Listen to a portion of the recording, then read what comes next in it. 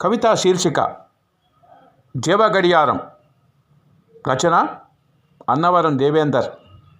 కవితా పఠనం పొత్తూరి సీతారామరాజు, కాకినాడ. ఎంత శీతాకాలమైనా ప్రాతకాలమే మెలకువ. సూర్యుడు నిద్ర లేచిన తర్వాతనే నీరెండలో మైదానంలోకి అడుగుల నుడుగులు. రాత్రిళ్ళు దేహాన్ని ఆవరించిన చలి పొద్దు పొడుపుతో పొరలుగా తరలిపోయింది. అప్పుడు సూర్యుని భుజం మీద చెయ్యి వేసినంత వెచ్చగా, నిత్యం కలిసి నడిచే పాదచార స్నేహాలు, చుట్టుకు చూసుకునే నవ్వు ముఖాలు, కనులతోనే సంభాషణలు, మనసంతా పువ్వులుగా పొప్పుడి.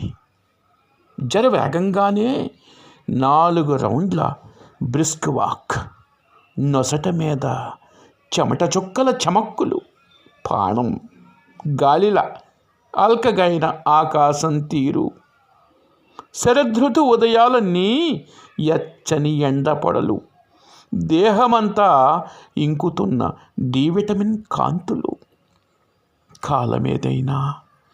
కాలమేదైనా నిరంతర నడకనే జీవ చైతన్యం.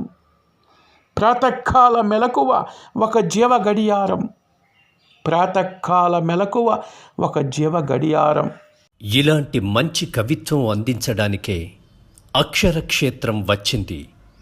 ప్లీజ్ డూ సబ్స్క్రైబ్ RS అక్షర క్షేత్రం. మన కవిత్వం మన ఛానల్.